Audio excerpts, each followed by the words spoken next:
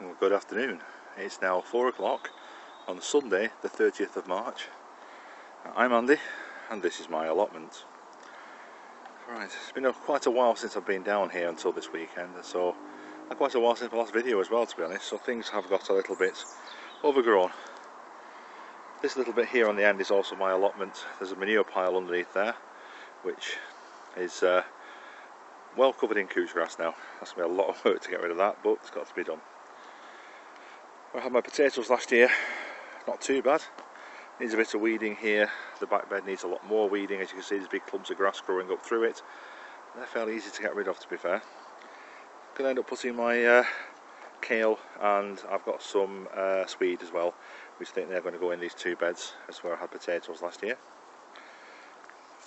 Moving on to my original square foot gardening bed. No real change since last time. A bit greener, a few more weeds. Not had a chance to do any weeding on this bed or the one behind it. This bed again, no change. This bed, no change. However, this is the bed where we had all the brassicas in last year, big cabbages, etc.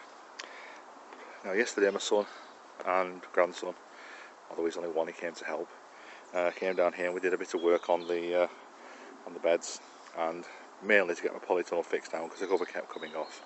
Need an extra pair of hands to help me fasten it down. But anyway, we harvested from here. We harvested 2 red cabbages, a couple of green cabbages, and I've now got potatoes in here. The first row to the left is going to be pink fir apple. The second one from the left is going to be Sarpo Mira, and then I've got 2 rows of Cara on the right. A bit of a strange mixture perhaps, but it's the way I come with my potatoes. Now, more change.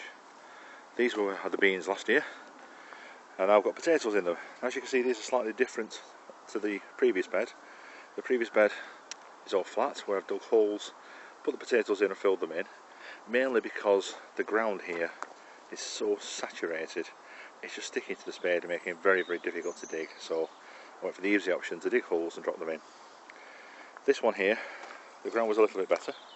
What we've done is we dug trenches, planted the potatoes on the bottom of the trenches. Now, in this bed itself, we have got, which one have we got here now? Maris Bard, that's right, first early Maris Bard. So I've got 5 rows in here of Maris Bard, and then in that bed, again with the trench system, we have 3 rows of Maris Bard, and one at the end, a pink fir apple, because I ran out of Maris Bard for that. Now, although these got netting over, it's not for any particular purpose, it's just somewhere to store it.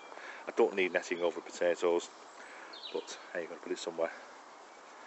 Quick spin around the rest of the plot. Not a lot of change, to be fair. Just a couple of things I want to show you. The polytunnel is now fastened down. When I had the help of my son, we stretched the fabric down, and it is now stapled from the inside to the decking block, as you can see there. So this is well and truly fastened down on this side. On the other side, it's fastened to the scaffolding plank at the side, and at the back it's also fastened to a scaffolding plank, so this should now be secure. We're not expecting any more huge winds, so hopefully that'll be fine. On the decking area, swept a bit of it. Not that it's under the table, I haven't shifted that yet, because it's full of strawberries. Now, last year I went a bit mad on potting up strawberry runners, as you can see. There are 84 of them here potted up. I expected to lose about half in the winter. I've lost none, so I've got 84 strawberry runners. So there's a plant sale coming up at the local museum. I'm going to donate quite a lot to there. We've got a plant sale of our own coming up at the community garden, so I'll put some of those on that as well. And I might even plant a few myself. Now, strange to think, this time last year I was crying out for strawberries because all mine kept dying. Yeah, okay. Rhubarb doing absolutely fantastic. As you can see, this is the biggest one at the moment. It's probably about 18 inches high. Reasonably thick stems in there. I think that's probably going to be ready for cutting in a couple of weeks' time. Then this one at the back, looking fantastic, and it's got some huge leaf sprouts coming out. This is the leaf sprouts and not flower sprouts. And the one at the back, nice. Now this little fella here has come from my stepdad Ken's. So if you're watching this, Ken, this is what your rhubarb looks like now. We didn't kill it in moving it, and it's doing fine. Right, the pond. It's got some new inhabitants. First of all, there's a flag iris in there, which I brought from home. I had it in a small tub at home. And secondly, I don't know if you can see that on this film, lots and lots and lots and lots of frog spawn. I'd love to say this came from just being here, but it's not, unfortunately. I think it was John, his pond was full of frog spawn and he didn't want it all, so he brought me down absolutely loads of the stuff. And I don't know if you can see it all on this, but they're not far off ready for hatching these, they're moving. Some of them are anyway. I will hopefully have lots and lots of little frogs soon. An army of frogs to go and kill all the slugs. Fantastic. Anyway, not a lot to tell you today.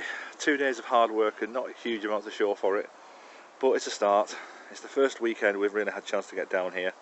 With today being Mothering Sunday, my grandson stayed with his mum today, so I've got the whole day here.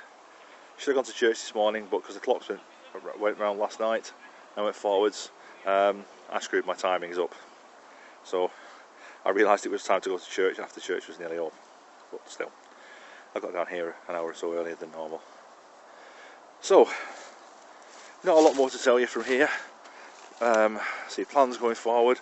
I'm going to be moving the mints, the oregano and the marjoram from this bed. It's going to be full of strawberries, which is pretty full of strawberries already to be fair, but I need to get them out.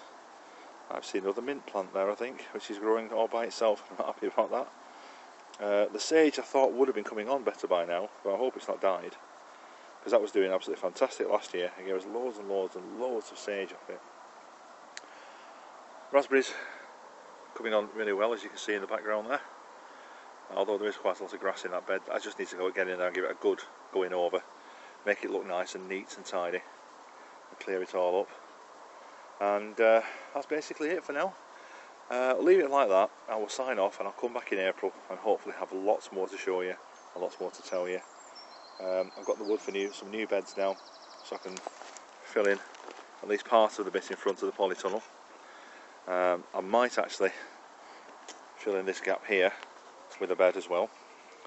It all depends on when I get hold of some compost, because at the moment I'm a little bit tight on readies. Other things coming up and taking priority to the allotment, which is fair enough, it's the way it happens, it's life. But overall, I'm glad I've got started, but a lot to do. Anyway, enough of me talking, bye for now.